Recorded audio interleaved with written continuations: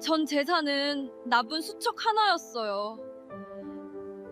하지만 뱃속 아이를 위해 버텼습니다. 말도 안 통하는 곳에서 시어머니가 저를 살렸어요. 제 손끝에서 마침내 기적이 피어났어요.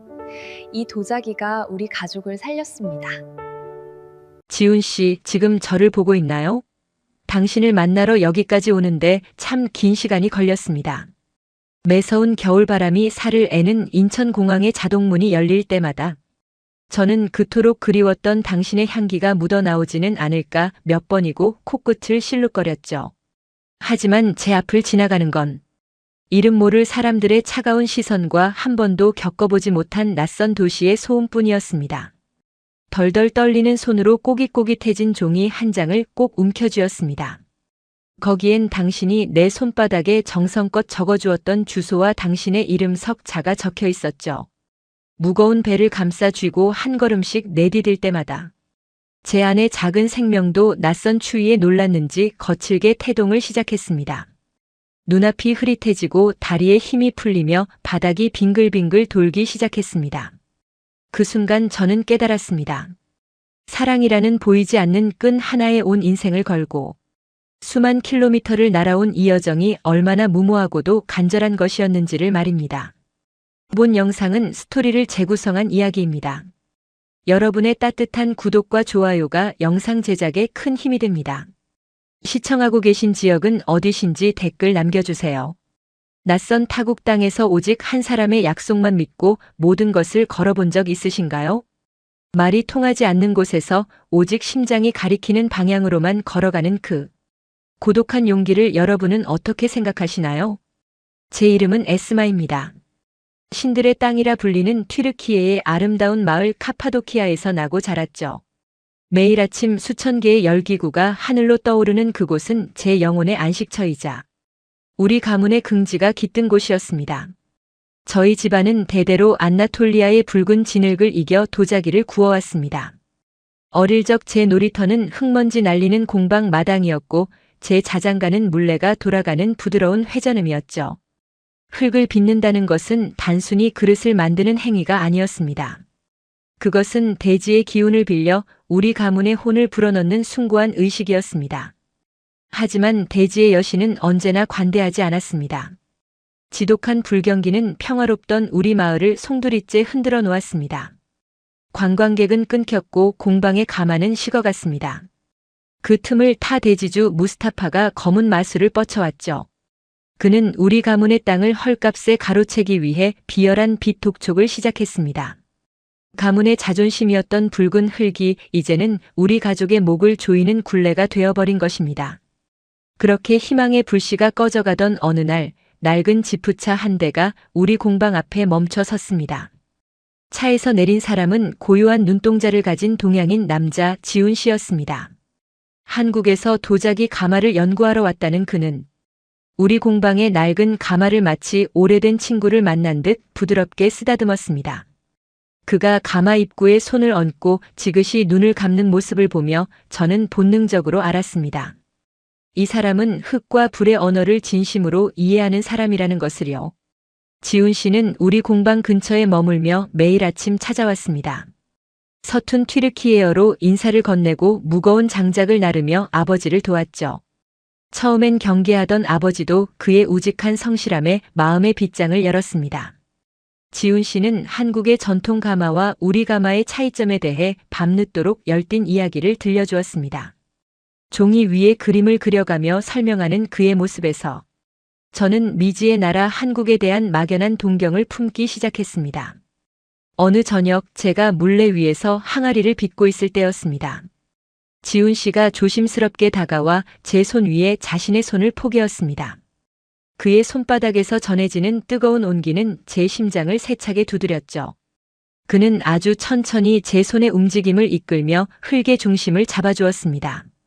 흔들리던 제 마음이 그의 단단한 손길 아래에서 비로소 안정을 찾은 순간이었습니다.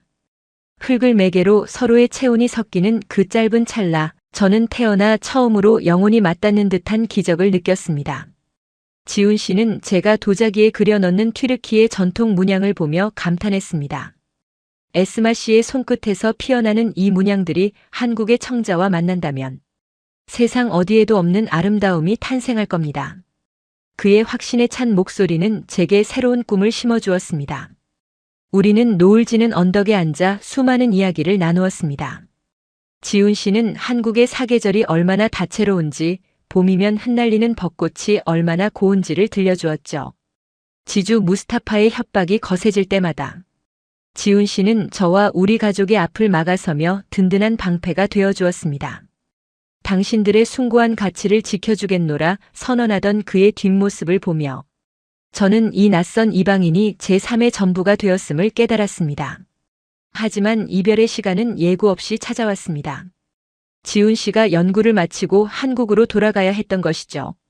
그는 떠나기 전 제게 한국의 오색 빛깔이 수놓아진 비단 놀이개를 건네며 약속했습니다. 한국에 가서 모든 준비를 마치면 꼭 다시 데리러 오겠노라고 우리 함께 천년의 빛을 발하는 도자기를 만들어 보자고요. 지훈 씨가 떠난 후 공방은 다시 적막해졌지만 제 가슴속은 희망으로 타올랐습니다. 그런데 얼마 후 제 몸에 놀라운 변화가 생겼습니다. 아침마다 속이 메스껍고 흙냄새조차 맡기 힘들어진 것이죠. 마을 의사 할머니는 제 손목을 짚고 웃으며 말씀하셨습니다. 내 안에 귀한 생명이 자리를 잡았다고요. 지훈 씨의 아이라는 소식에 벅찬 기쁨이 밀려왔지만 동시에 연락이 닿지 않는 그에 대한 막막함이 저를 덮쳤습니다. 하루가 가고 한 달이 가도 지훈 씨는 전화를 받지 않았습니다. 마을 사람들의 수군거림은 날카로운 칼날이 되어 제 가슴을 찔렀고 무스타파는 미혼모가 된 저를 빌미로 아버지를 더욱 옥죄었습니다. 가문의 명예는 땅에 떨어졌고 저는 매일 밤 눈물로 지새웠습니다. 저는 결심했습니다. 지훈 씨가 오지 못한다면 내가 가겠다고요. 가문의 비밀 안료 레시피와 지훈 씨가 남긴 주소 하나만을 챙겨 새벽녘 몰래 집을 나섰습니다. 카파도키아의 붉은 흙을 뒤로하고 저는 미지의 땅 한국을 향해 몸을 실었습니다. 비행기 안에서 아이의 태동을 느끼며 기도하고 또 기도했습니다. 지훈 씨가 무사하기를 그리고 저를 환한 미소로 맞아주기를 말입니다. 하지만 인천공항에 도착한 제 눈앞에 펼쳐진 현실은 뼈를 깎는 추위와 싸늘한 적막뿐이었습니다. 지훈 씨의 번호는 결번이었고 저는 거대한 미로 한복판에 홀로 던져졌습니다. 무거운 배를 움켜쥐고 주소 적힌 종이를 내밀어 보았지만 누구도 제 절박함을 돌아보지 않았습니다. 저는 이 삭막한 도시에서 당신을 찾아낼 수 있을까요? 우리 가문의 운명은 이제 어디로 흘러가는 걸까요? 지훈 씨가 한국으로 떠난 그날 이후 카파도키아의 찬란한 태양은 제게 더 이상 축복이 아니었습니다.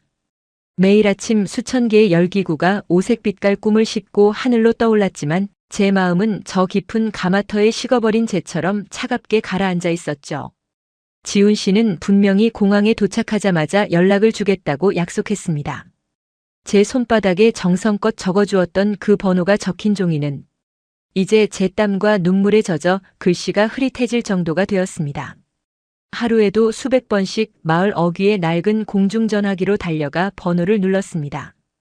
또 소리가 들릴 때마다 제 심장은 터질 듯이 요동쳤고 제발 당신의 목소리가 들리기를 간절히 기도했습니다. 하지만 돌아오는 것은 차가운 기계음과 알 수 없는 한국어 안내 멘트뿐이었습니다. 당신이 나를 잊은 걸까요? 아니면 한국으로 가는 긴 여정 중에 제 이름을 잃어버린 걸까요? 저는 매일 밤 공방의 차가운 바닥에 누워 지훈 씨가 앉았던 자리를 더듬으며 소리 없는 오열을 삼켰습니다. 공방의 공기는 날이 갈수록 무거워졌습니다. 지훈 씨가 떠난 뒤로 가마는 불을 지피지 못해 차갑게 식어갔고 아버지는 식탁 앞에 앉아 낡은 파이프 담배만 태우며 하루를 보내셨습니다. 그러던 어느 날 마을의 대지주 무스타파가 검은 가죽 장화를 끌며 공방의 신성한 흙바닥을 짓밟고 들어왔습니다.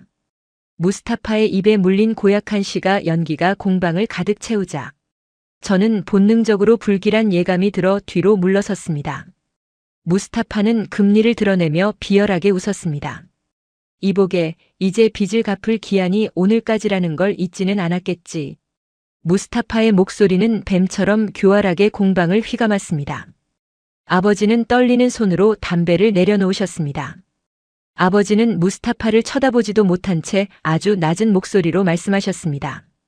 조금만 더 시간을 주게. 요즘 도자기가 전혀 팔리지 않아 수입이 없네. 무스타파는 기다렸다는 듯이 아버지의 앞까지 다가와 탁자를 거칠게 내리쳤습니다. 시간은 이미 충분히 주었어. 내 인내심도 이제 바닥이야. 정갚을 능력이 안 된다면 이 공방과 집을 당장 비워야 할 거야. 무스타파는 고개를 돌려 구석에 서 있던 저를 음흉하게 훑어보았습니다. 무스타파의 그 끈적한 시선이 제 온몸을 핥고 지나가는 것 같아 저는 혐오감에 몸을 떨었습니다. 무스타파는 아버지에게 아주 나직하게 하지만 잔인한 제안을 건넸습니다. 아니면 다른 방법도 있지. 에스마를 내 두 번째 아내로 보내준다면 그 빚은 물론이고 자네 가문의 명예도 내가 지켜주겠네. 그 말을 듣는 순간 제 가슴은 얼어붙는 것 같았습니다. 지훈 씨가 없는 빈자리를 무스타파라는 괴물이 비집고 들어오려 하고 있었습니다. 설상가상으로 제 몸에는 무시할 수 없는 변화가 찾아왔습니다. 아침마다 속이 뒤집히는 듯한 구역질이 올라왔고 평생을 만져온 흙의 비릿한 냄새가 갑자기 참을 수 없을 정도로 역겹게 느껴지기 시작했습니다. 두려운 마음에 마을 끝자락에 사는 산파 할머니를 남몰래 찾아갔습니다. 할머니는 제 손목을 한참이나 짚어보시더니 깊은 한숨을 내쉬며 말씀하셨습니다. 에스마야, 내 몸속에 작은 생명이 자리를 잡았구나. 그 말을 듣는 순간 제 눈앞은 캄캄해졌습니다. 기쁨보다 공포가 앞섰던 것은 지훈 씨의 부재와 마을의 보수적인 시선 때문이었습니다. 튀르키예의 작은 시골 마을에서 정식 혼례도 치르지 않은 채 외국인의 아이를 가졌다는 사실은 가문의 파멸을 의미했습니다. 소문은 발 없는 말보다 빠르게 퍼져나갔습니다.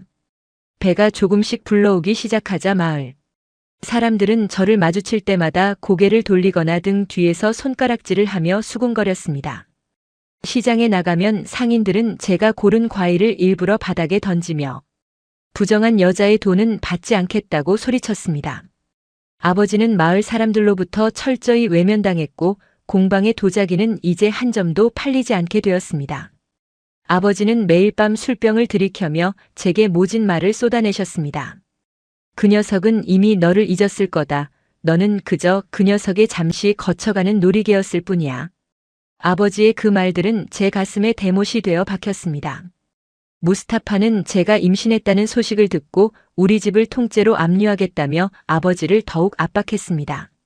어머니는 남몰래 제 방으로 들어와 제 차가운 손을 꼭 잡아주셨습니다. 어머니의 눈가에는 이미 눈물이 가득 고여 있었습니다. 어머니는 당신의 낡은 가방 깊숙한 곳에서 가문 대대로 내려오는 비밀, 안료 레시피가 적힌 수첩을 꺼내 제 손에 쥐어주셨습니다. 에스마야, 너를 보면 내 심장이 찢어지는 것 같구나.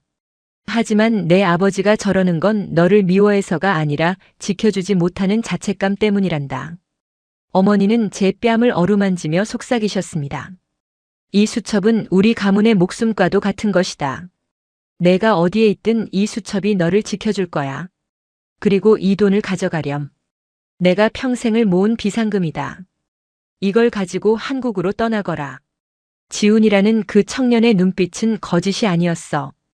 어머니의 그 말씀 한마디에 제 가슴 속에 억눌렸던 눈물이 터져나왔습니다. 어머니는 저를 품에 안고 한참 동안 함께 우셨습니다. 어머니, 저는 떠날 수 없어요. 부모님을 두고 어떻게 저 혼자만 살겠다고 가나요? 제 말에 어머니는 제 어깨를 강하게 쥐며 말씀하셨습니다. 내가 여기 남아있으면 너도 죽고 아이도 죽는다. 무스타파 그 인간이 너를 가만두지 않을 거야. 가서 지훈 씨를 찾아내고 우리 가문의 도자기를 다시 꽃피워라. 그것이 우리 가족을 살리는 길이다. 저는 어머니의 눈동자 속에서 흔들리지 않는 결연함을 보았습니다. 저는 그날 밤 짐을 꾸리기로 결심했습니다. 지훈 씨가 선물했던 비단 놀이개를 가장 깊숙한 곳에 챙기며 그것을 제가 한국에서 버틸 수 있는 유일한 정신적 지주로 삼았습니다. 드디어 결전의 새벽이 밝았습니다. 안개가 자욱하게 깔린 카파도키아의 새벽은 마치 제가 앞으로 가야 할 안개 속 같은 미래를 보여주는 것만 같았습니다.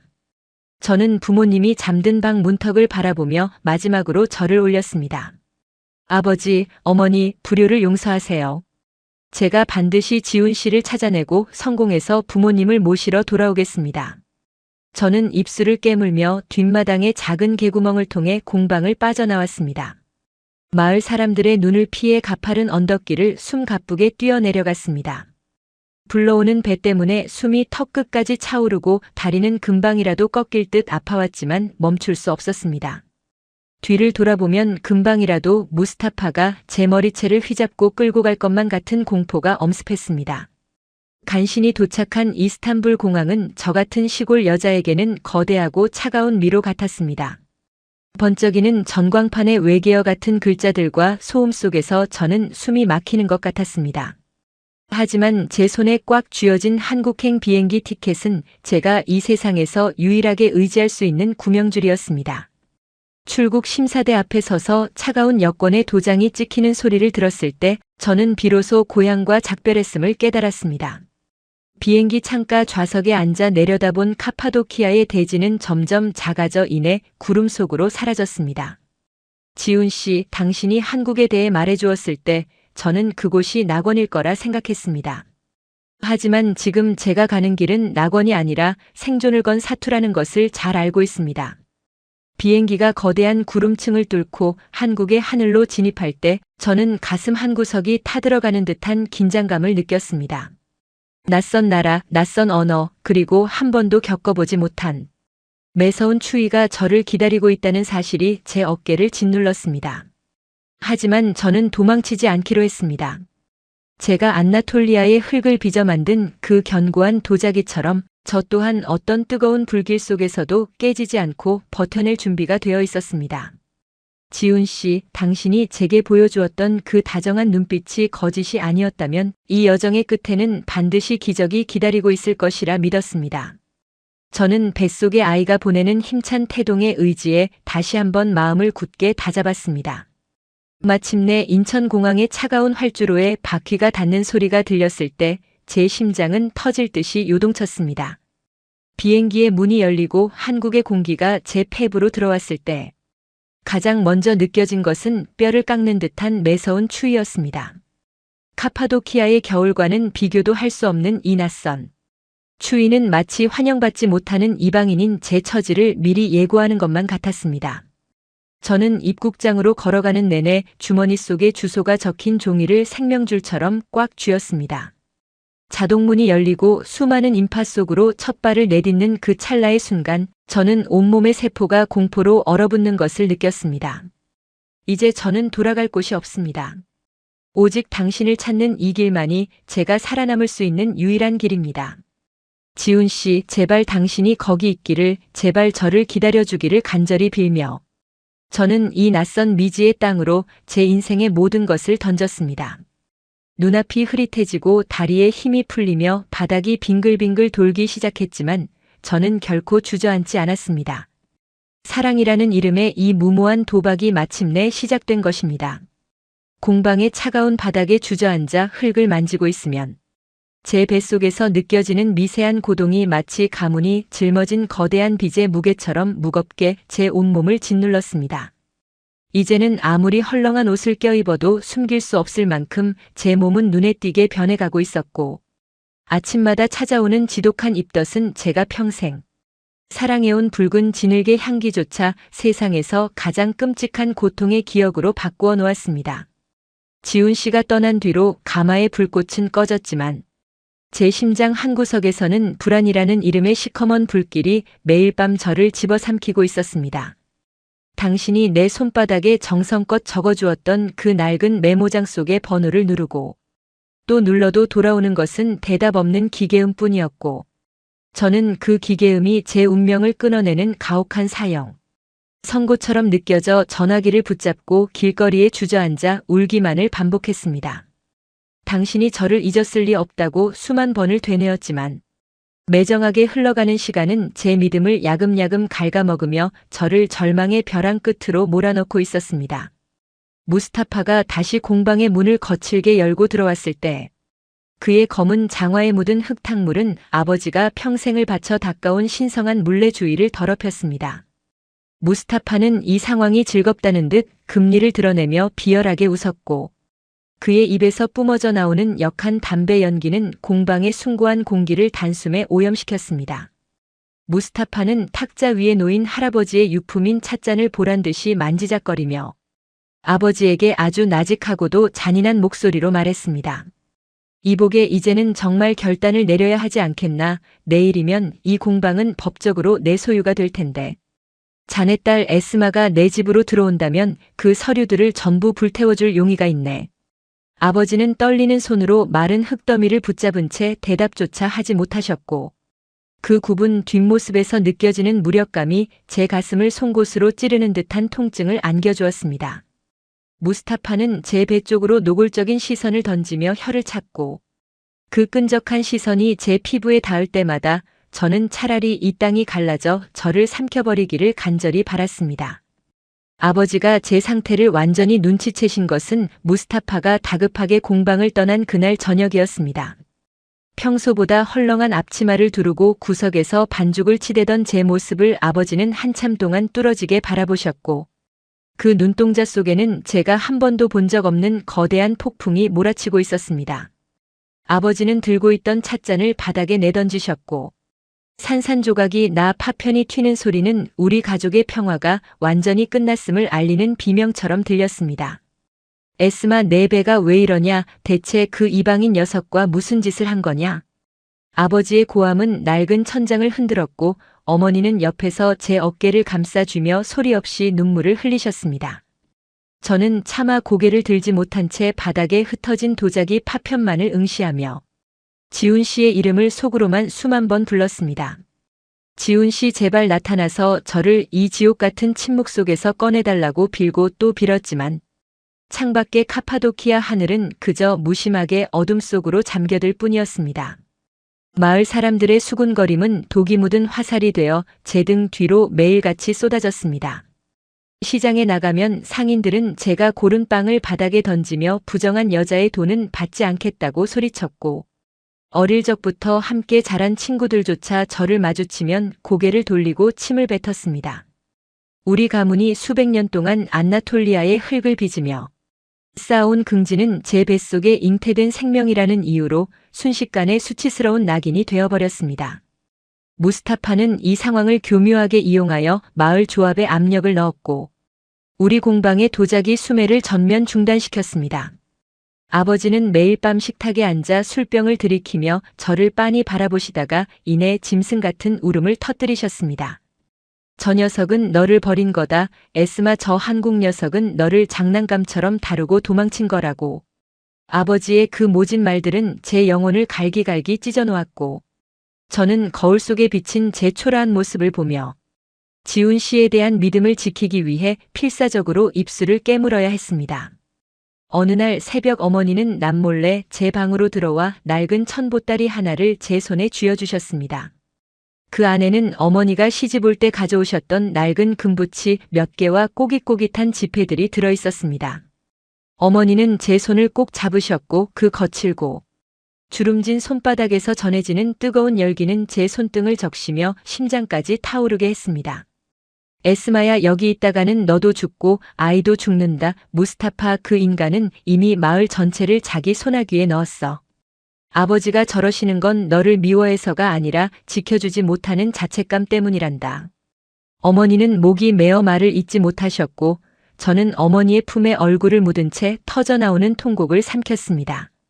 어머니는 제 귓가에 대고 아주 작게 하지만 단호하게 속삭이셨습니다. 한국으로 가거라. 그 청년 지훈이를 찾아가. 그 눈빛은 거짓이 아니었어. 가서 우리 가문의 비밀 안료 레시피를 꼭 지켜내고 다시 일어서라. 가문의 비밀이 담긴 낡은 수첩을 품에 안았을 때 그것은 단순히 종이 뭉치가 아니라 수백 년을 이어온 우리 조상들의 혼이자 제가 지켜야 할 마지막 자존심처럼 느껴졌습니다. 무스타파는 제가 도망칠 것을 예견이라도 한 듯 공방 주변에 부하들을 배치하여 감시를 시작했고 저는 창살 없는 감옥에 갇힌 처지가 되어 매일 밤 창밖을 보며 탈출의 기회를 엿보았습니다. 지훈 씨는 지금 한국의 어느 하늘 아래서 무엇을 하고 있을까요? 저와 아이를 잊어버린 채 평온한 일상을 보내고 있는 것일까요? 아니면 당신도 저처럼 캄캄한 어둠 속에서 저를 그리워하며 괴로워하고 있는 것일까요? 질문은 꼬리에 꼬리를 물었지만 해답은 어디에도 없었고, 오직 제 뱃속에서 느껴지는 작은 태동만이 제가 살아있음을, 그리고 제가 이 지옥을 벗어나야만 한다는 당위성을 일깨워 주었습니다. 아버지는 결국 저를 방 안에 가두고 무스타파와의 혼례 날짜를 잡으셨습니다. 가문의 땅과 공방을 지키기 위해서는 딸을 제물로 바치는 수밖에 없다는 극단적인 선택을 하신 것이었습니다. 방문 너머로 들려오는 아버지의 흐느낌과 무스타파의 거만한 웃음소리를 들으며 저는 마침내 결심했습니다. 제 인생을 타인의 탐욕에 내맡기느니 차라리 이름 모를 타국에서 굶어 죽는 편이 낫겠다고 말입니다.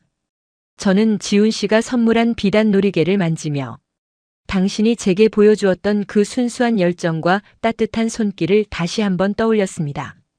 그 기억은 제게 이 거대한 장벽을 뛰어넘을 수 있는 유일한 날개가 되어 주었습니다. 저는 어머니와 눈빛으로 마지막 인사를 나누며 제가 태어나고 자란 이 아름답고도 잔인한 카파도키아의 붉은 대지를 등지기로 마음먹었습니다. 익숙했던 흙의 냄새와 가마의 온기 그리고 부모님의 숨결까지 모든 것을 버리고 떠나야 한다는 사실이 제 뼈마디를 시리게 했습니다. 제가 이 문을 나서는 순간 저는 더 이상 카파도키아 명문의 딸 에스마가 아니라 정처 없이 떠도는 이방인 여인이 될 것이었습니다. 하지만 제 손에 쥐어진 지훈 씨의 이름이 적힌 메모는 제가 가야 할 길을 비추는 유일한 북극성처럼 빛나고 있었습니다. 저는 낡은 가죽 가방을 움켜쥐고 어둠이 짙게 깔린 새벽의 정적 속으로 몸을 던질 준비를 마쳤습니다. 심장이 터질 듯이 뛰고 다리가 후들거렸지만 제 뱃속의 아이를 지켜내겠다는 모성애는 그 어떤 공포보다도 강인하게 저를 지탱해 주었습니다. 저는 마지막으로 식어버린 가마의 벽을 쓰다듬으며 소리 없는 작별을 고했습니다.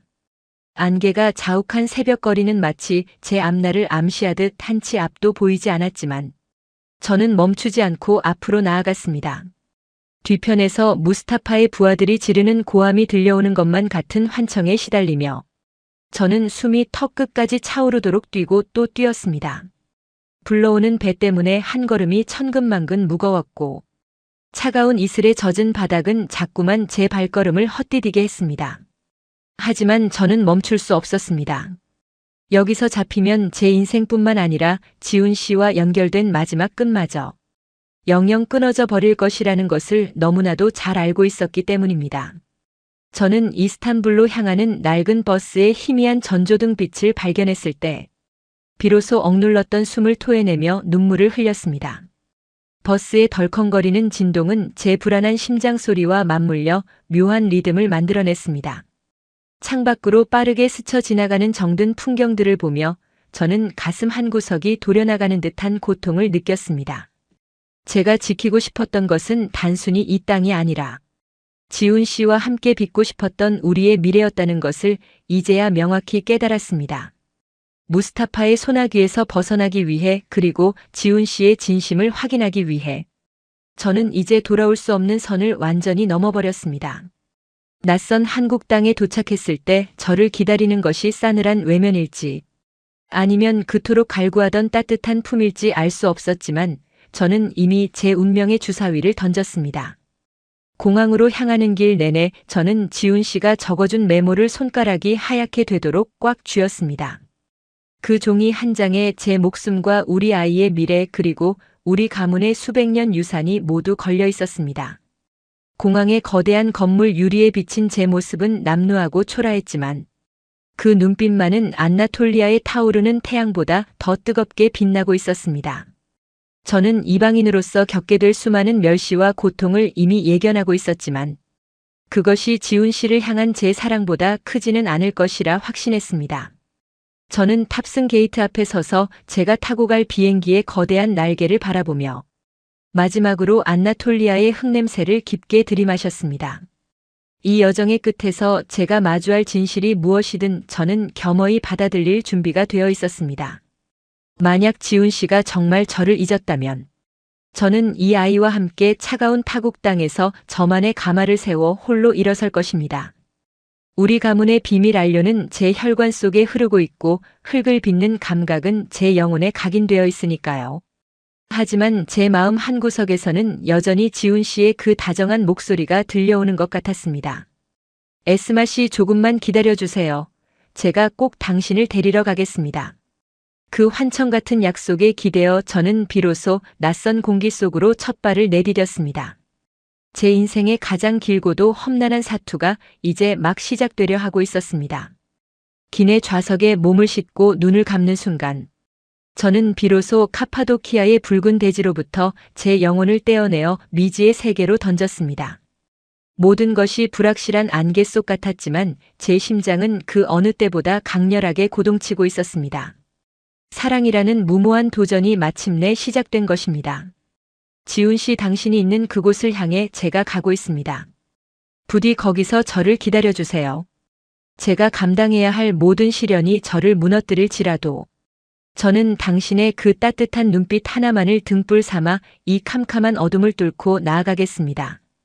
덜덜 떨리는 손으로 공방 뒷마당의 장작 더미 뒤에 몸을 숨겼습니다. 새벽의 정적 속에서 제 거친 숨소리가 마치 거대한 가마의 울림처럼 크게 들려 심장이 입 밖으로 튀어나올 것만 같았죠. 지주 무스타파가 보낸 부하들이 횃불을 든 채 공방 어귀를 서성이는 그림자가 보일 때마다 저는 뱃속의 아이를 감싸 안으며 제발 숨소리조차 내지 말아달라고 속으로 간절히 빌었습니다. 지훈 씨가 떠난 뒤로 이 공방은 제게 더 이상 안식처가 아니라 숨막히는 감옥이 되어버렸으니까요.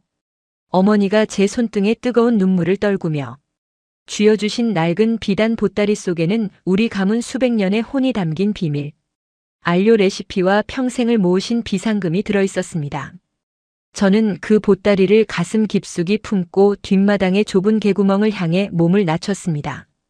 차가운 흙바닥에 닿는 무릎의 통증보다 가문을 등지고 떠나야 한다는 죄책감이 제 뼈마디를 더 시리게 깎아냈습니다.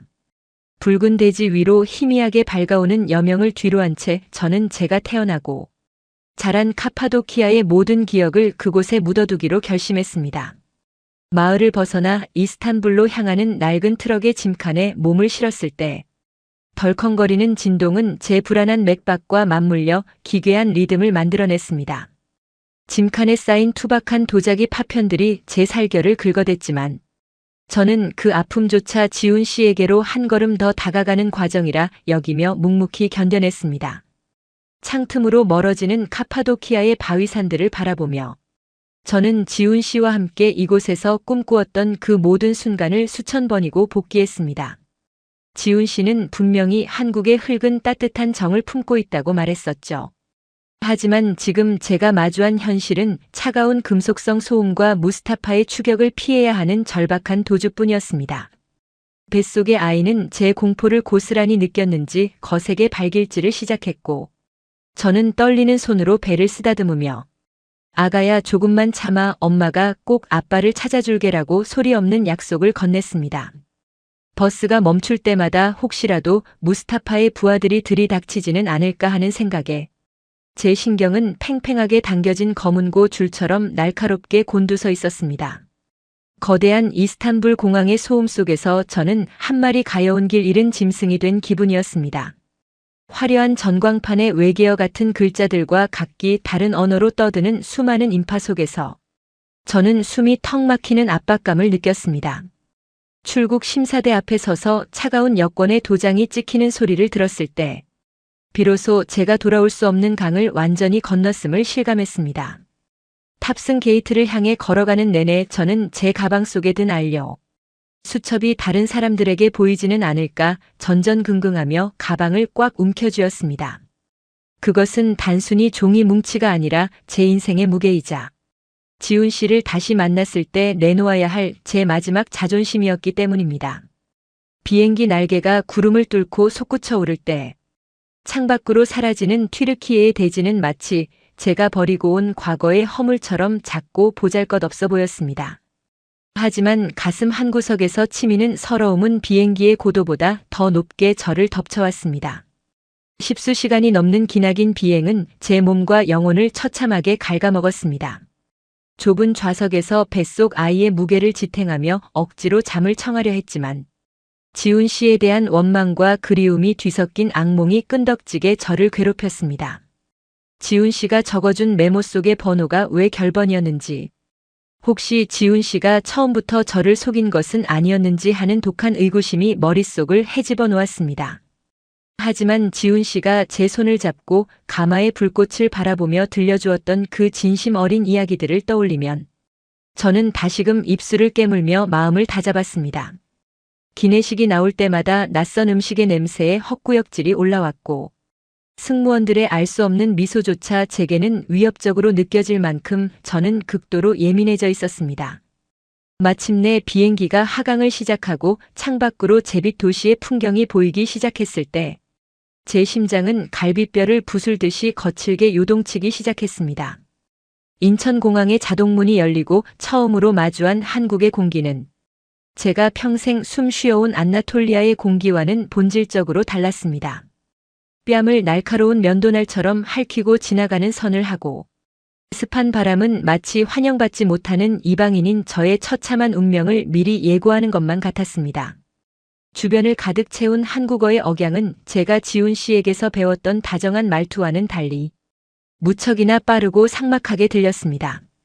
사람들은 저마다 귀에 하얀 기계를 꽂은 채 앞만 보고 무서운 속도로 걸어갔고 그 누구도 낡은 가방을 내려놓고 망연자실하게 서 있는 제게 따뜻한 눈길 한 번 주지 않았습니다. 짙은 갈색 피부와 곱슬머리를 가진 제 모습이 이들에게는 그저 불쾌한 이질감일 뿐이라는 사실이 뼈저리게 느껴졌습니다. 저는 떨리는 손으로 지훈 씨의 메모를 꺼내 들었습니다. 종이는 이미 제 땀과 눈물에 젖어 너덜너덜해져 있었지만 그 위에 적힌 지훈 씨라는 이름 석자만은 선명하게 빛나고 있었습니다. 서울이라는 거대한 콘크리트 미로 속으로 들어가는 내내 저는 창밖의 회색 풍경에서 눈을 뗄 수 없었습니다. 하늘을 찌르듯이 솟아오른 차가운 빌딩들은 우리 마을의 가장 높은 바위산보다도 위압적이고 삭막해 보였습니다. 버스가 덜컹거릴 때마다 극심한 입덧과 멀미가 한꺼번에 밀려와 명치 끝이 타들어가는 듯한 통증이 느껴졌습니다. 억지로 신물을 참아내며 눈을 감을 때마다 고향 공방에서 장작이 타닥거리며 타는 냄새와 흙을 빚던 부드러운 감촉이 떠올라 가슴이 갈기갈기 찢어지는 것 같았습니다. 제가 이곳에서 지훈 씨를 찾지 못한다면 저와 아이는 이 거대한 도시의 소음 속에서 흔적도 없이 바스러지고 말 것이라는 공포가 엄습했습니다. 번화가 한복판에 내려졌을 때 저는 제 선택이 얼마나 무모했는지 깨달았습니다. 온통 알 수 없는 한국어 간판들 사이에서 길을 찾는 것이 불가능하게 느껴졌습니다. 행인들에게 지훈 씨의 메모를 내밀어 보았지만 사람들은 바쁘다며 제 손을 뿌리치거나 제 남루한 행색을 훑어보고는 황급히 걸음을 재촉했습니다. 어떤 이는 알 수 없는 말을 쏘아붙이며 인상을 찌푸리기도 했습니다. 말이 통하지 않는다는 것이 이토록 비참하고 외로운 일인 줄 예전에는 미처 몰랐습니다. 다리는 천근만근 무거워져 한 걸음을 내디딜 때마다 발바닥이 찢어지는 듯 했고 불러오는 배를 지탱하는 허리는 끊어질 듯한 통증을 호소하고 있었습니다. 날은 서서히 어두워지고 기온은 급격히 떨어져 제 얇은 옷 사이로 한기가 사정없이 파고들었습니다. 저는 주머니 속에 꼬깃꼬깃한 한국 지폐를 꽉 쥐고 따뜻한 물 한 잔 사 먹을 엄두도 내지 못한 채 지훈 씨의 흔적을 찾아 해냈습니다. 도시 변두리의 어느 낡은 주택가에 다다랐을 때 가파른 언덕길을 따라 붙어있는 작은 집들은 마치 추위를 견디기 위해 서로에게 기대어 있는 가난한 이웃들처럼 보였습니다. 지훈 씨가 말했던 화려한 한국과는 거리가 멀었지만 그 어두운 골목길의 정취가 왠지 모르게 지훈 씨의 우직한 성품과 닮아 있다는 생각이 들었습니다. 숨이 턱끝까지 차오르고 허리가 무너져 내릴 듯 아파왔지만 안나톨리아의 산비탈을 오르내리던 제 다리는 멈추는 법을 몰랐습니다. 메모장에 적힌 주소와 일치하는 번지수가 적힌 오래된 파란 대문 앞을 마침내 발견했을 때 제 심장은 갈비뼈를 부술듯이 요동치기 시작했습니다. 드디어 지훈 씨가 숨 쉬고 있는 공간에 닿았다는 환희가 밀려오는 순간 아랫배를 예리한 칼날로 후벼 파는 듯한 통증이 번개처럼 온몸을 관통했습니다. 저는 비명을 지를 새도 없이 파란 대문 앞 차가운 시멘트 바닥에 무릎을 꿇고 쓰러지고 말았습니다. 양수가 터진 것인지 다리를 타고 뜨거운 액체가 흘러내리는 것이 느껴졌습니다. 극도의 추위 속에서 홀로 출산을 감당해야 한다는 공포가 저를 집어삼켰습니다. 고향 마을에서는 온 마을의 축복을 받았겠지만 지금의 저는 낯선 타국에 얼어붙은 골목 구석에 버려진 짐승처럼 처절하게 몸부림치고 있었습니다. 배를 움켜쥐고 가쁜 숨을 헐떡이며 제발 우리 아기를 살려달라고 모든 신을 향해 피눈물을 쏟아냈습니다. 고통으로 시야가 전멸하고 의식이 아득해져가는 찰나 굳게 닫혀있던 파란 대문이 덜컹거리는 소리와 함께 거칠게 열렸습니다. 두꺼운 외투를 껴입고 나오던 중년의 아주머니는 쓰레기 봉투를 내팽개치고 사색이 된 얼굴로 제 곁에 주저앉았습니다. 아주머니의 깊게 패인 주름 사이로 당황스러움과 인간적인 연민이 동시에 번져갔습니다. 저는 진통으로 일그러진 얼굴을 힘겹게 들어 눈물 범벅이 된 아주머니의 얼굴을 올려다보았습니다. 살려주세요. 우리 아기 좀 제발 지훈 씨를 찾아주세요. 저는 덜덜 떨리는 손으로 지저분하게 얼룩진 지훈 씨의 메모장을 아주머니를 향해 필사적으로 내밀었습니다. 아주머니는 제가 건넨 쪽지를 받아들고는 마치 유령이라도 마주한 사람처럼 그 자리에 돌처럼 굳어버렸습니다. 이건 내 아들 지훈이 글씨인데 아가씨가 이걸 어떻게 가지고 있는 거예요? 아주머니의 떨리는 입에서 터져나온 지훈 씨의 이름은 멈춰가던 제 심장에 뜨거운 불씨를 던져 넣었습니다. 이 따뜻한 인상을 가진 분이 제가 그토록 찾아 헤매던 지훈 씨의 어머니라는 사실을 깨닫는 순간 제 안의 모든 긴장이 풀리며 정신이 혼미해졌습니다. 아주머니는 제 뺨을 거친 두 손으로 감싸 쥐고 다급하게 구조를 요청하셨습니다. 요란한 사이렌 소리가 울리며 구급차가 도착했고 저는 차가운 들것에 실려 골목을 벗어났습니다. 구급차 안에서 아주머니는 제 손을 당신의 가슴품에 꽉 끌어안은 채 연신 미안하다는 말씀을 되풀이하며 뜨거운 눈물을 제 손등 위로 쏟아내셨습니다. 그 투박하고 따뜻한 손바닥에서 전해지는 온기는 제가 한국 땅에 발을 디딘 이후 처음으로 느껴보는 절대적인 가족이라는 이름의 사랑이었습니다. 병원 응급실의 백색 조명 아래로 수많은 의료진이 다급하게 모여들었지만 제 의식은 자꾸만 깊은 어둠 속으로 가라앉았습니다. 분만실로 향하는 복도를 지나는 내내 허리와 골반의 뼈마디가 산산이 분해되는 듯한 진통이 밀려왔지만 저는 지훈 씨의 어머니가 제 손을 꽉 쥐고 계신다는 사실 하나만으로 버텨냈습니다. 수술실의 무거운 철문이 닫히기 직전 아주머니의 입술이 가늘게 떨리며 제게 무언가 간절히 기도하는 모습을 보았습니다. 이방인 며느리를 위해 흘려주시는 그 눈물이 제게는 세상 그 어떤 안료보다도 영롱한 생명의 빛으로 다가왔습니다.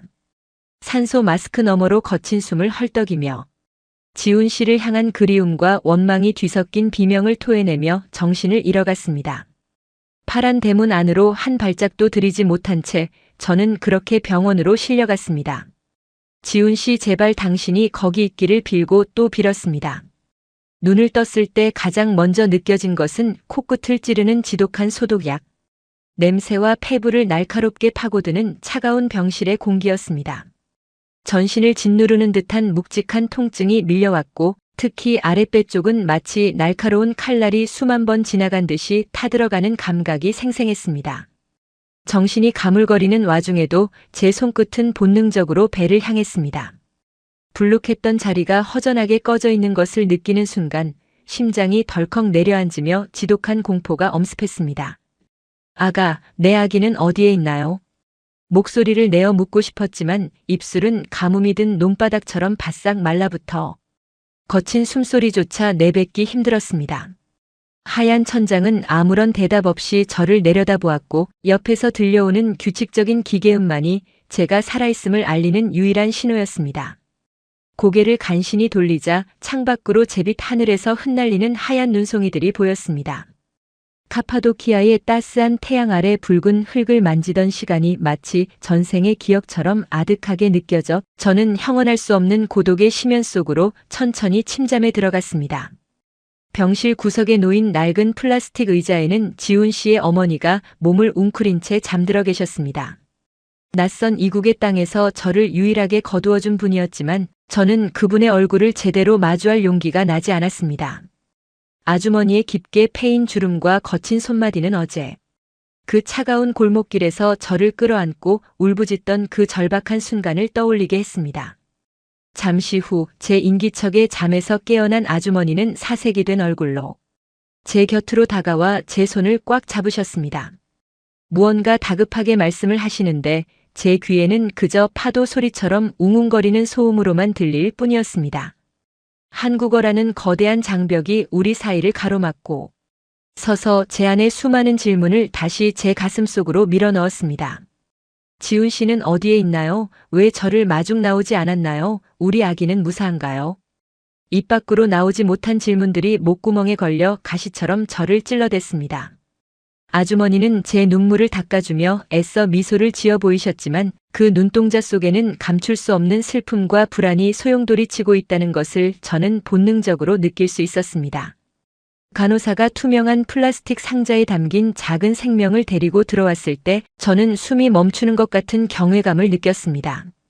핏덩이처럼 붉고 쭈글쭈글한 얼굴을 한 그 작은 존재가 제 아이라는 사실이 믿기지 않았습니다. 아이를 제 가슴 위에 올려놓았을 때 느껴지는 미약한 고동과 따스한 체온은 제가 이 캄캄한 절망 속에서도 살아남아야만 하는 유일한 이유가 되었습니다. 하지만 아이의 눈동자에서 지훈 씨의 모습을 찾으려 할수록 제 가슴은 더욱 시커멓게 타들어갔습니다. 지훈 씨, 당신의 아이가 이렇게 눈앞에 있는데 당신은 도대체 어디서 무엇을 하고 있나요? 지훈 씨의 어머니는 아이를 바라보며 하염없이 눈물을 흘리셨고 저를 향해 연신 미안하다는 듯한 표정을 지으셨습니다.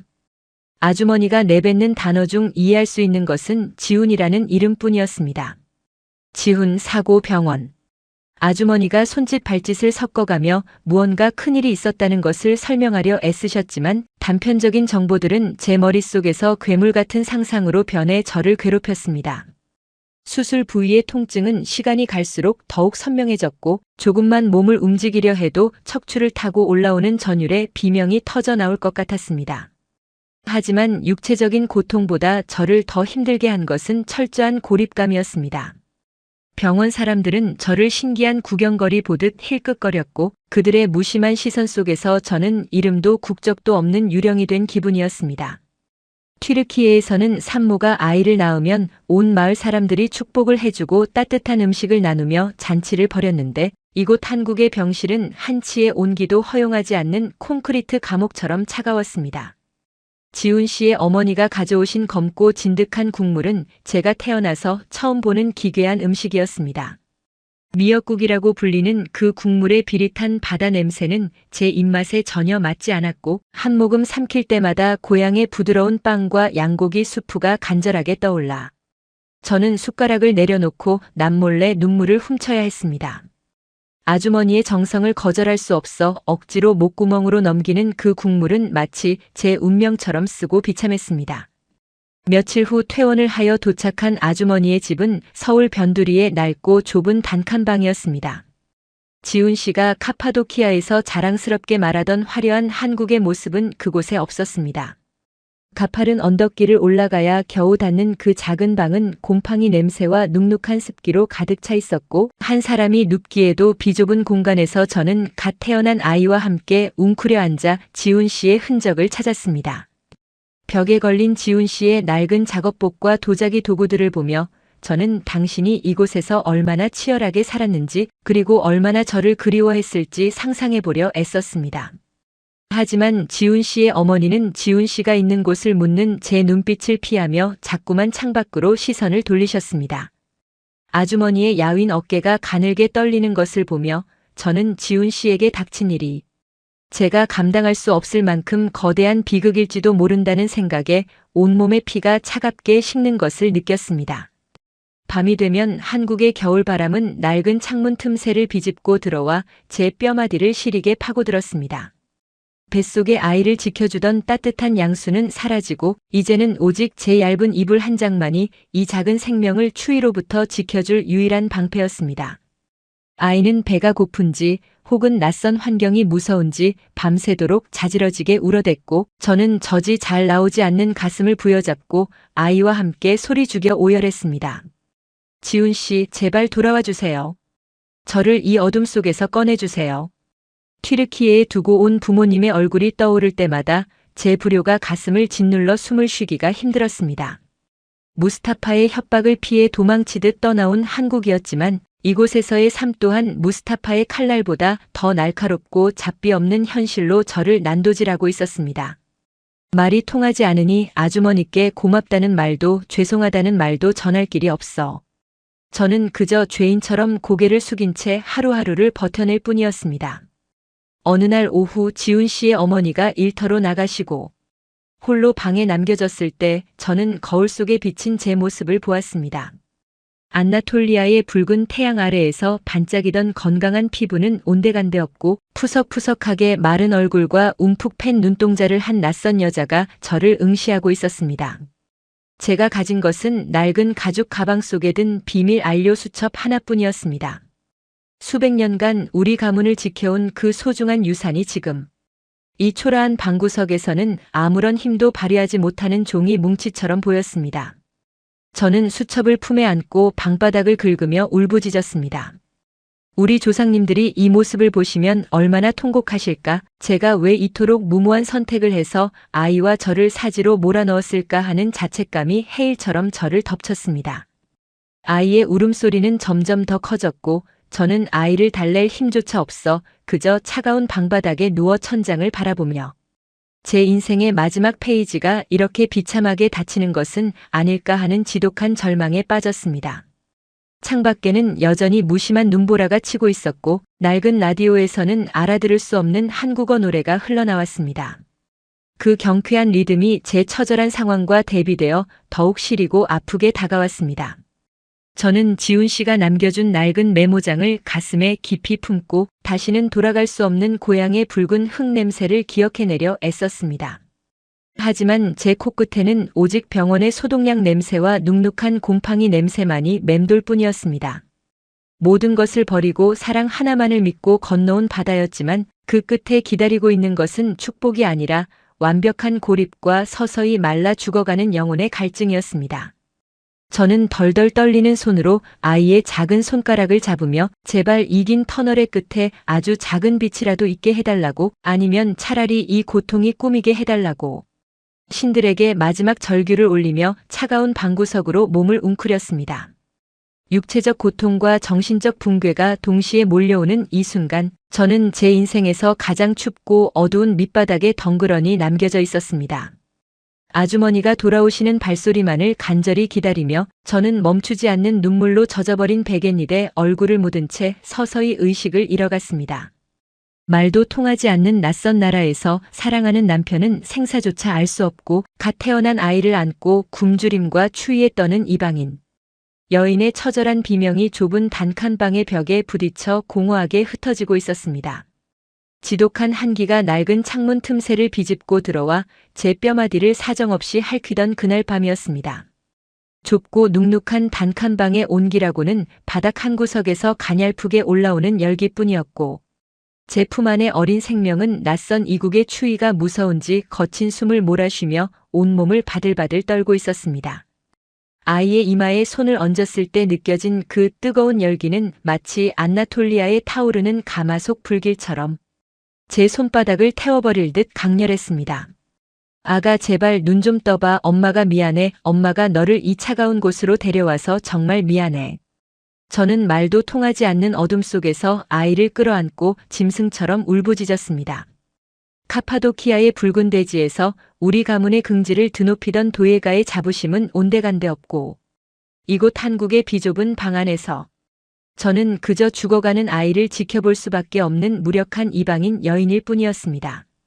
눈물은 쉴 새 없이 흘러 뺨을 타고 내려가 아이의 뜨거운 이마를 적셨고 제 가슴속은 지훈 씨에 대한 원망과 그리움 그리고 스스로에 대한 지독한 증오로 가득 차 숨을 쉴 수조차 없었습니다. 그때였습니다. 밖에서 일을 마치고 돌아오신 지훈 씨의 어머니가 거칠게 문을 열고 들어오셨습니다.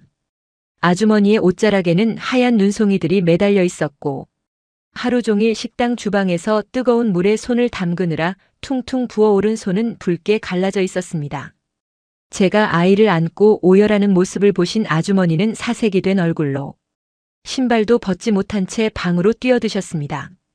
아주머니는 제 품에서 아이를 낚아채듯 받아들고는 아이의 이마를 짚어보시더니 입술을 파르르 떠셨습니다. 아주머니가 저를 향해 무어라 다급하게 소리를 지르시는데 제 귀에는 그저 파도 소리처럼 웅웅거리는 소음으로만 들릴 뿐이었습니다. 아주머니, 아이가 너무 뜨거워요. 제가 울먹이며 튀르키예어로 소리쳤지만 아주머니는 제 말을 알아들을 리 없었습니다. 하지만 아주머니의 눈동자 속에 서린 그 절박함은 언어의 장벽을 단숨에 무너뜨리고 제 심장에 직접 꽂혔습니다. 그것은 자식을 잃을지도 모른다는 공포에 질린 이 세상 모든 어머니가 공유하는 비명이었습니다. 아주머니는 낡은 담요를 겹겹이 꺼내 아이를 꽁꽁 싸매고는 자신의 등에 업으셨습니다. 그리고는 멍하니 서 있는 저를 향해 거친 손을 내미셨습니다.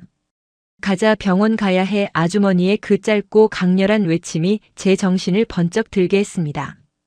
우리는 눈보라가 몰아치는 서울의 언덕길을 미친 듯이 내려가기 시작했습니다.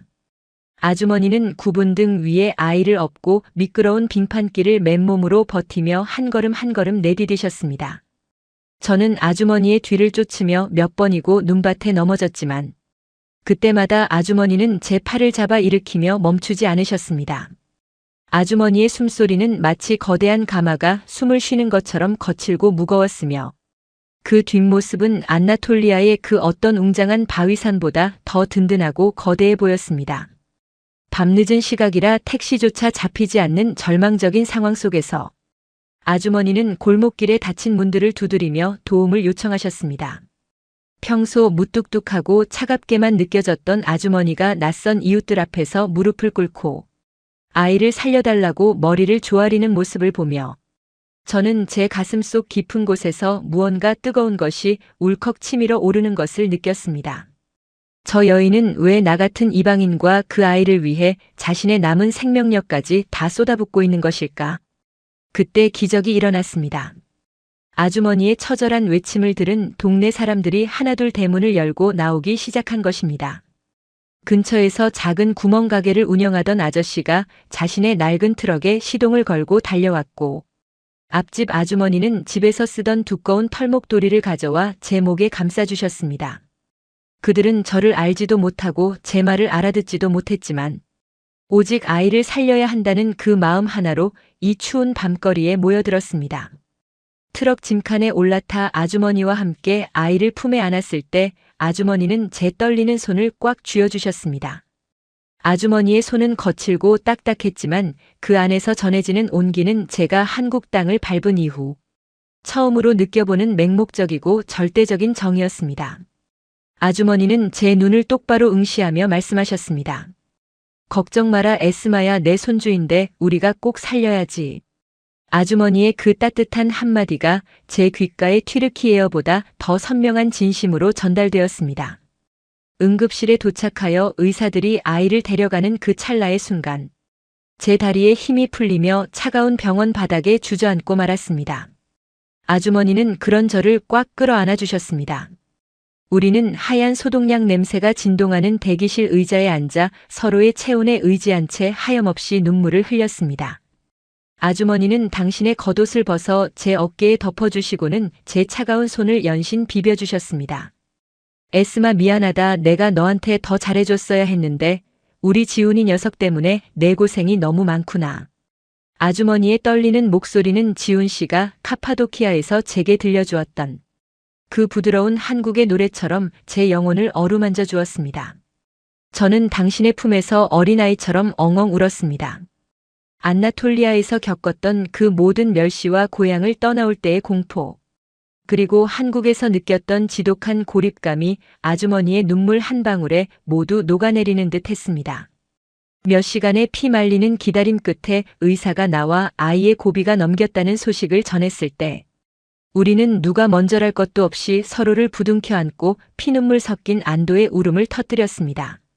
아주머니는 병원 복도 한가운데에서 무릎을 꿇고 하늘을 향해 연신 감사합니다를 외치셨고 저는 그런 아주머니의 굽은 등을 어루만지며 태어나서 처음으로 한국이라는 나라가 주는 그 압도적인 정의 무게를 실감했습니다. 이곳은 더 이상 낯선 이국 땅이 아니었습니다. 나를 위해 자신의 무릎을 꿇고 나를 위해 이웃들과 함께 눈물을 흘려주는 사람들이 있는 이곳이 바로 제가 뿌리내려야 할 새로운 고향임을 저는 심장 깊숙이 깨달았습니다. 아이의 규칙적인 숨소리가 들려오는 병실 안에서 저는 지훈 씨의 어머니가 제 이마에 맺힌 식은땀을 닦아주시는 그 부드러운 손길을 느끼며 비로소 제 인생의 가장 길고 어두웠던 밤이 지나가고 있음을 느꼈습니다. 새벽녘 아이의 작은 손가락이 제 손을 꽉 쥐었을 때 저는 그 작고 연약한 힘에서 우리 가문의 붉은 흙보다 더 강인한 생명력을 보았습니다. 아주머니는 제 옆자리에 앉아 밤새 제 손을 놓지 않으셨고 그 투박한 손마디를 보며 저는 다짐했습니다. 지훈 씨가 돌아올 때까지, 아니 지훈 씨가 영영 돌아오지 못하더라도 저는 이 아주머니와 함께 이 아이를 멋지게 키워내겠노라고 말입니다. 제가 가진 튀르키예 도자기의 혼과 한국의 따뜻한 정이 만난다면 우리는 반드시 세상에서 가장 아름다운 그릇을 빚어낼 수 있을 것이라는 확신이 들었습니다. 아주머니는 제 눈빛에서 읽히는 그 단단한 결의를 보셨는지 제 뺨을 쓰다듬으며 처음으로 환한 미소를 지어 보이셨습니다. 에스마, 고맙다. 내 며느리가 되어줘서 참 고마워. 아주머니의 그 한마디는 제 가슴속에 쌓여있던 모든 응어리를 씻어내는 웅장한 폭포수 같았습니다. 우리는 병원 창밖으로 서서히 밝아오는 한국의 아침 해를 바라보았습니다. 어둠을 뚫고 솟아오르는 그 눈부신 빛은 마치 우리 인생의 새로운 서막을 알리는 축복처럼 느껴졌습니다. 낯선 타국에서 온 가난한 이방인 여인이었지만 저는 이제 혼자가 아니었습니다. 저를 위해 기꺼이 자신의 가슴을 내어준 시어머니와 위험에 처한 이방인을 위해 트럭을 몰고 달려온 이웃들이 제 곁에 있었습니다. 제 안에서 끓어오르는 도예가의 열정은 이제 개인의 성공을 넘어 저를 품어준 이 따뜻한 사람들에 대한 보답으로 향하기 시작했습니다. 아이의 평온한 얼굴 위로 쏟아지는 아침 햇살을 보며 저는 뼈아픈 고통 뒤에 찾아온 이 벅찬 안도감과 감동을 평생 잊지 않겠다고 맹세했습니다.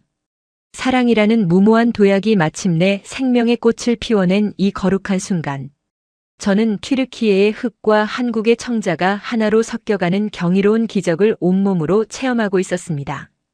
아주머니가 제 어깨를 감싸 안으며 다시 한번 저를 강하게 안아주셨을 때 저는 비로소 제가 이 땅의 진정한 구성원이 되었음을 느꼈습니다. 언어는 여전히 서툴고 현실은 여전히 녹록지 않겠지만 심장과 심장이 맞닿아 전해지는 이 뜨거운 진심만 있다면 그 어떤 시련도 이겨낼 수 있을 것 같았습니다. 지훈 씨, 당신이 사랑했던 이 따뜻한 한국의 정이 결국 우리를 살려냈습니다. 저는 당신의 어머니와 당신의 아들을 지키며 우리가 꿈꾸었던 그 찬란한 도자기를 반드시 빚어낼 것입니다. 제 눈에서 흐르는 이 눈물은 더 이상 절망의 눈물이 아니라 새로운 생명과 인연에 대한 감사의 눈물이었으며 안나톨리아의 태양보다 더 뜨거운 한국의 인심에 바치는 헌사였습니다. 우리는 서로의 체온을 느끼며 다시는 놓지 않을 단단한 결속의 끈을 가슴 깊이 동여맸습니다. 이 길고 처절했던 사투의 정점에서 마침내 피어난 희망의 불꽃이 앞으로 우리 인생을 얼마나 눈부시게 밝혀줄지 저는 벅찬 가슴을 억누르며 밝아오는 세상을 향해 환한 미소를 지어 보였습니다. 하지만 병실 밖 복도 저편에서 들려오는 다급한 발소리와 함께 아주머니의 안색이 순식간에 굳어지는 것을 보며 저는 또 다른 폭풍이 다가오고 있음을 직감했습니다. 아이의 고비는 넘겼지만 우리를 둘러싼 가혹한 현실의 벽은 여전히 높고 견고하게 우리를 가로막고 있었습니다. 아주머니는 제 손을 더욱 세게 쥐셨고 저는 그 손의 떨림을 통해 우리가 넘어야 할 마지막 산이 얼마나 험난할지 짐작할 수 있었습니다. 지훈 씨, 당신은 도대체 어디서 우리를 지켜보고 있는 것인가요? 쏟아지는 아침 햇살 속에서도 제 마음 한구석에는 여전히 지워지지 않는 짙은 그림자가 드리워져 있었습니다. 우리는 그 그림자를 응시하며 다가올 운명의 시간을 묵묵히 기다렸습니다. 의사들이 다시 병실로 들어오고 아주머니가 무거운 입을 떼려는 순간 제 심장은 다시 한번 갈비뼈를 부술 듯 요동치기 시작했습니다. 이 정점의 순간에서 우리가 마주해야 할 진실은 과연 무엇일까요?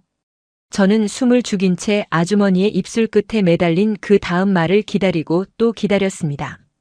아이의 숨소리가 조금씩 안정을 찾아가던 그 무거운 정막 속에서 저는 병실 한 구석에 웅크려 잠든 시어머니의 마른 어깨를 멍하니 바라보았습니다.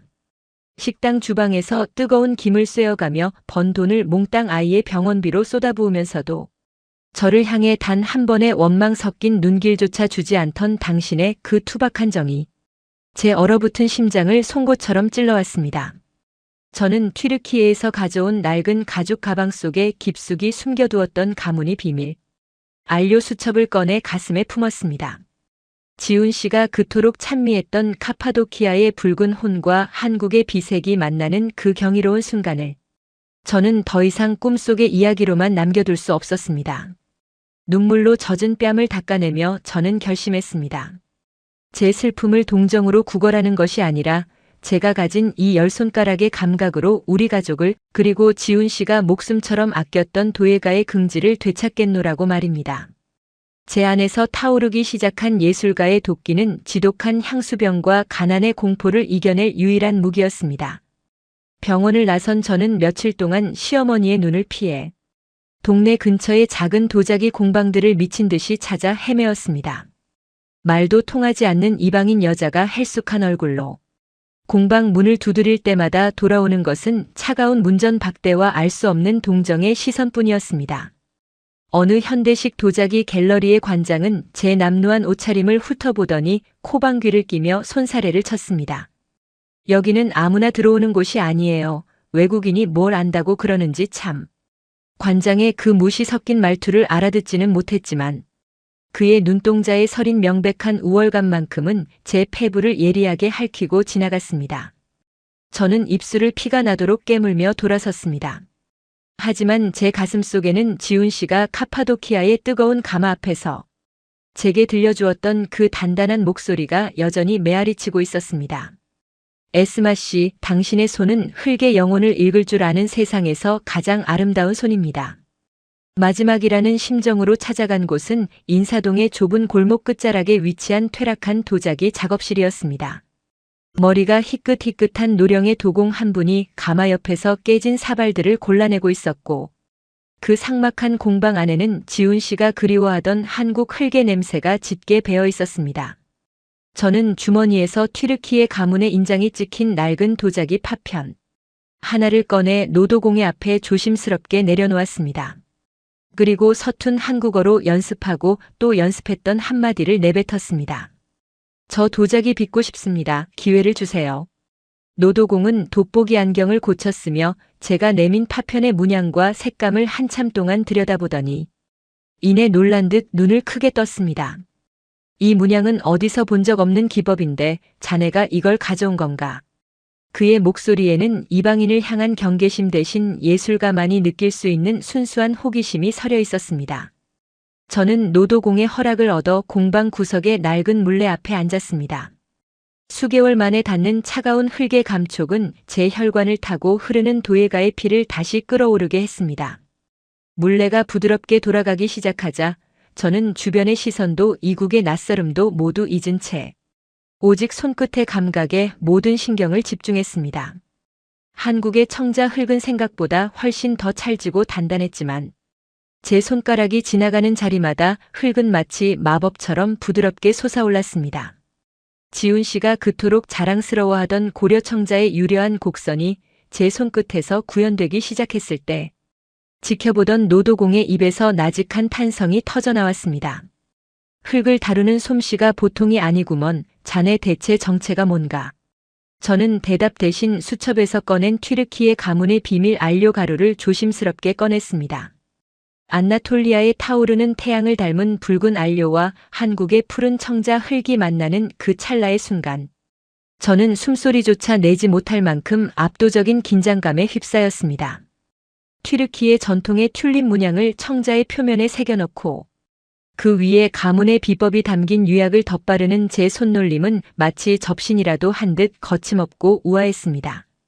노도공은 이제 아예 가마 곁으로 다가와 제 작업을 너클 잃고 지켜보았습니다. 저 색은 대체 어떻게 나오는 건가? 청자의 비색 위에 저런 화려한 붉은빛이 겉돌지 않고 스며들다니 이건 불가능한 일이야. 그의 경악 섞인 목소리가 공방의 천장을 울렸지만 저는 오로지 가마 속에서 일어날 화학적 변화와 지훈 씨와 약속했던 천년의 빛만을 생각하며 기도를 올렸습니다. 제 땀방울이 흙 위에 떨어져 안료와 섞이는 그 뜨거운 열기 속에서 저는 비로소 카파도키아의 이사벨라가 아닌 한국의 며느리 에스마로서 당당히 서 있음을 느꼈습니다. 가마에 불을 지피고 사흘 밤낮을 저는 공방 바닥에서 새우잠을 자며 가마의 온도를 지켰습니다. 시어머니는 제가 말도 없이 사라진 줄 알고 사색이 되어 공방을 찾아오셨지만 물레 앞에서 흙투성이가 된 제 모습을 보시고는 아무 말 없이 제 곁에 앉아 따뜻한 밥을 건네주셨습니다. 아주머니의 거친 손등에 묻은 식당 기름 냄새와 공방의 흙 냄새가 섞이는 그 순간 저는 가슴 깊은 곳에서 뜨거운 용기가 솟구치는 것을 느꼈습니다. 에스마야, 너는 정말 내 남편을 닮았구나. 그 고집스러운 눈빛이 지훈이 녀석하고 똑같아. 아주머니는 제 머리칼을 쓸어 넘기며 처음으로 눈물 섞인 미소를 보여주셨습니다. 그 따뜻한 응원을 등에 업고 저는 마침내 식어가는 가마의 문을 열 준비를 마쳤습니다. 주변에는 소문을 듣고 모여든 몇몇 도예가들과 골동품 상인들이 반신반의하는 눈빛으로 저를 주시하고 있었습니다. 마침내 가마의 무거운 철문이 열리고 뜨거운 열기와 함께 은은한 광채가 밖으로 뿜어져 나왔을 때 공방 안의 모든 소음은 일시에 멈췄습니다.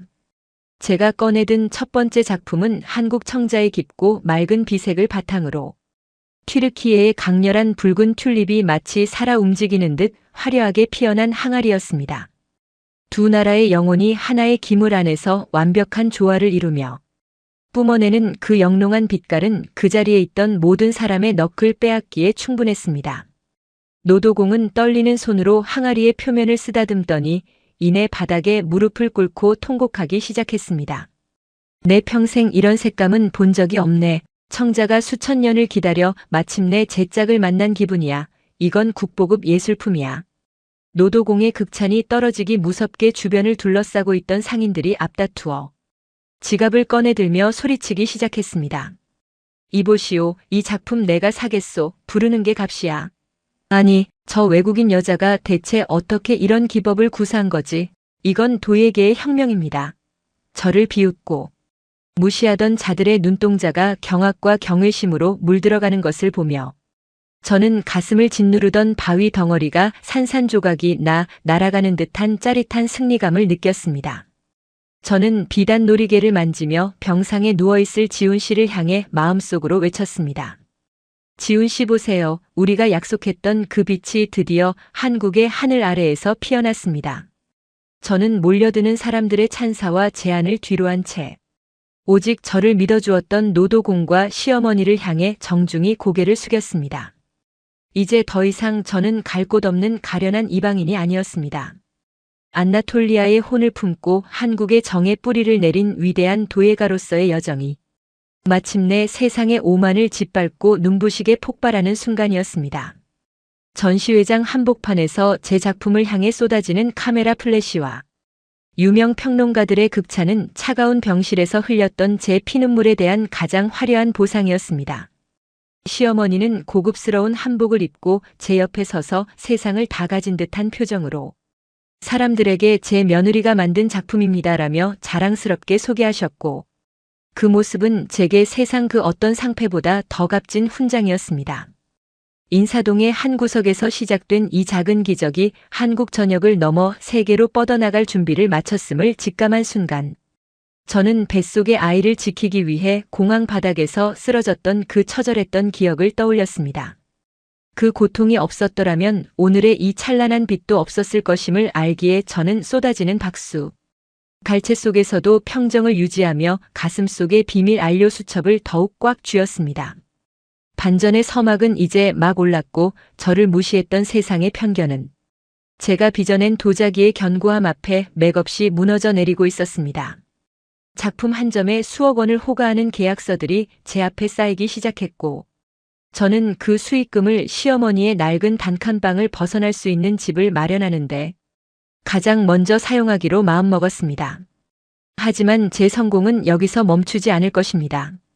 카파도키아에서 우리 가족의 공방을 헐값에 가로채려던 무스타파의 탐욕스러운 얼굴이 떠오를 때마다 제 안의 투지는 더욱 불타올랐습니다. 한국에서 피워낸 이 천년의 빛이 바다를 건너 다시 제 고향으로 돌아가 그들을 단번에 압도할 그날을 상상하며 저는 다시 물레 앞에 앉았습니다. 지훈 씨, 당신이 눈을 떴을 때 당신의 아내가 일구어낸 이 기적 같은 세상을 보여주고 싶습니다. 저는 이제 두렵지 않습니다. 저를 품어준 따뜻한 한국의 흙과 시어머니의 정이 있는 한. 제 예술은 결코 식지 않는 가마의 불꽃처럼 영원히 타오를 것이기 때문입니다. 모든 이들이 숨죽여 제 다음 행보를 지켜보는 가운데 저는 한국의 도예 역사를 새로 쓰기 위한 첫 번째 획을 거침없이 그어나가기 시작했습니다. 하지만 이 찬란한 영광의 순간에도 제 마음 한편에는 여전히 해결되지 않은 무거운 그림자가 드리워져 있었습니다. 고향에 계신 부모님의 소식은 여전히 끊겨 있었고 무스타파의 횡포는 날로 심해지고 있다는 소문이 들려왔습니다. 가마 속의 열기가 아직 식지 않았듯 제 복수와 구원의 여정 또한 이제 막 뜨거운 불길을 내뿜기 시작했습니다. 상인들의 환호 소리가 아득하게 멀어지며 저는 오직 저 멀리 카파도키아의 붉은 대지를 향해 시선을 고정했습니다. 곧 당신들에게 보여주겠습니다. 안나톨리아의 자존심이 한국의 흙을 만나 얼마나 무서운 힘을 발휘하는지를 말입니다. 인사동의 작은 공방에서 시작된 그 기적 같은 불꽃은 멈추지 않고 타올라 마침내 온 세상을 비추는 거대한 빛이 되었습니다. 제가 튀르키예에서 목숨처럼 품고 온 그 비밀. 알료와 지훈 씨가 사랑했던 한국 청자의 비색이 만난 천년의 빛 브랜드는 이제 단순한 도자기를 넘어 전 세계가 열광하는 하나의 예술적 상징이 되었습니다. 세계 유수의 박물관에서 전시 요청이 쇄도하고 이름만 대면 알만한 외국의 왕실과 대부호들이 제 항아리를 하나 얻기 위해 몇 년을 기다려야 한다는 소식을 들을 때마다 저는 창고 구석에서 홀로 흙을 빚던 그 외롭고 추웠던 밤들을 떠올립니다. 가슴 한구석에 맺혔던 그 응어리진 눈물들이 이제는 영롱한 보석이 되어 세상 사람들의 찬사를 받는 것을 보며 저는 비로소 진정한 도예가로서 그리고 한 남자의 아내이자 한 아이의 엄마로서 당당히 고개를 들 수 있었습니다. 제 통장에 찍히는 그 엄청난 숫자의 금액들은 더 이상 제게 돈의 가치를 넘어 제가 지켜낸 자부심과 사랑의 가격표처럼 느껴져 가슴이 벅차올랐습니다. 지훈 씨는 기적적으로 의식을 회복한 뒤 매일같이 제 곁을 지키며 가마의 온도를 함께 체크해 주었습니다. 사고의 후유증으로 한동안 휠체어에 의지해야 했지만 당신의 눈동자 속에 서린 그 뜨거운 열정만큼은 예전보다 훨씬 더 강렬하게 타오르고 있었죠. 지훈 씨는 제 손을 꼭 잡으며 에스마 당신이 일구어낸 이 기적을 보며 제가 살아있음을 느낍니다. 우리 아들과 당신이 내 곁에 있다는 것만으로도 저는 세상에서 가장 부유한 사람입니다라며 환하게 웃어주었습니다. 우리는 서울 근교의 양지바른 언덕에 우리만의 거대한 전통 가마와 공방, 그리고 우리가 함께 살아갈 아름다운 한옥 저택을 지었습니다. 그곳에서 지훈 씨는 전통 가마의 복원에 힘쓰고 저는 튀르키예의 화려한 문양을 청자에 입히는 작업을 이어가며 매일 아침 안개 속에 피어오르는 가마의 연기를 보며 서로의 꿈을 확인하곤 했습니다. 우리의 아기는 어느덧 아장아장 걸음마를 시작해 지훈 씨의 어머니 품에서 재롱을 떨며 이 집안의 가장 큰 보물이 되어가고 있었습니다. 그러던 어느 날 튀르키예 고향 마을에서 소식이 들려왔습니다. 우리 가문의 땅을 헐값에 가로채려던 탐욕스러운 지주 무스타파가 무리한 사업 확장과 비열한 사기 행각이 들통나 전 재산을 압류당하고 파산했다는 소식이었습니다. 무스타파는 이제 길거리에 나앉아 동네 사람들의 눈총을 받는 처량한 신세가 되었다고 하더군요. 저는 지훈 씨와 상의 끝에 마을 이장님을 통해 거액을 송금했습니다. 무스타파가 뺏어갔던 우리 집안의 도자기 공방과 그 주변의 산, 그리고 마을 사람들 모두가 빚더미에 앉아 고통받던 그 대지들을 제가 통째로 사들인 것이죠. 무스타파에게는 한 푼의 자비도 베풀지 않았지만 우리 가문의 기술을 배우며 평생 흙을 만졌던 선량한 마을 사람들을 위해 저는 그곳을 튀르키예 최대의 도자기 예술마을로 선포하고 모든 운영비를 지원하기로 했습니다. 악덕 지주 무스타파가 권세를 누리던 그 땅에 이제는 정직하게 땀 흘리는 도공들의 웃음소리가 다시 가득 차게 되었다는 소식에 저는 말할 수 없는 통쾌함과 안도감을 느꼈습니다. 저는 마침내 결심했습니다. 지훈 씨의 어머니와 지훈 씨 그리고 우리 아이와 함께 고향 튀르키예에 계신 부모님과 동생들을 한국으로 정식 초청하기로 말입니다. 비행기 1등석 티켓과 부모님이 한국에서 머물 수 있는 모든 비자 준비를 마친 뒤 저는 인천공항 입국장으로 향했습니다. 수년 전 만삭의 몸으로 하열하며 쓰러졌던 그 차갑고 삭막했던 인천공항의 자동문이 열리고 드디어 주눅이 든 표정으로 두리번거리며 걸어 나오시는 아버지와 어머니의 모습이 보였습니다. 낡고 해진 옷차림의 구부정한 허리 그리고 눈물에 젖은 부모님의 얼굴을 보는 순간 저는 모든 원망과 상처가 봄눈 녹듯 사라지는 것을 느꼈습니다. 제가 달려가 어머니를 안자 어머니는 제 얼굴을 어루만지며 에스마야 내 딸아 못난 어미를 용서해라 너를 그 사지로 내몰고 매일 밤 피눈물을 흘렸단다라며 통곡하셨습니다. 아버지는 제 뒤에 서 있는 듬직한 지훈 씨의 손을 꽉 잡으시며 연신 고개를 숙이고 미안하다는 말씀만 되풀이하셨습니다. 부모님을 모시고 우리의 으리으리한 한옥 저택으로 돌아온 날 지훈 씨의 어머니는 상다리가 부러질 만큼 푸짐한 한국 식탁을 차려주셨습니다. 고소한 참기름 냄새가 진동하는 잡채와 노릇노릇하게 구워진 전, 그리고 정성이 가득 담긴 갈비찜이 식탁을 가득 채웠죠. 튀르키예에서 오신 부모님은 눈앞에 펼쳐진 이 동화 같은 현실이 여전히 믿기지 않는 듯 자꾸만 제 손등을 어루만지며 꿈이 아니냐고 물으셨습니다. 아버지는 제가 만든 그 눈부신 청자 항아리를 보시더니 바닥에 무릎을 꿇고 다시 한번 통곡하셨습니다. 에스마 내가 우리 가문의 긍지를 넘어서 전 세계의 전설이 되었구나. 무스타파 같은 인간이 감히 건드릴 수 없는 거대한 산이 되었어. 이 못난 애비를 용서해다오라며 제 발등 위에 뜨거운 눈물을 떨구셨습니다. 저는 아버지의 어깨를 감싸 안으며 말씀드렸습니다. 아버지 모든 게 다 지훈 씨와 여기 계신 어머니 덕분이에요. 한국의 따뜻한 정이 저를 살렸고 우리의 도자기를 완성해 준 거예요. 이제 우리 가족은 절대 헤어지지 않아요. 지훈 씨의 어머니는 튀르키예 사돈의 손을 잡으며 그동안 마음고생 많으셨습니다.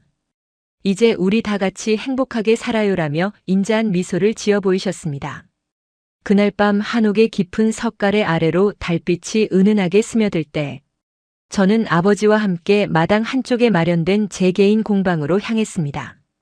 아버지는 공방 한가운데 당당하게 자리 잡은 최신식 전기, 가마와 한국 전통의 흙가마를 번갈아 보시며 감탄을 금치 못하셨죠.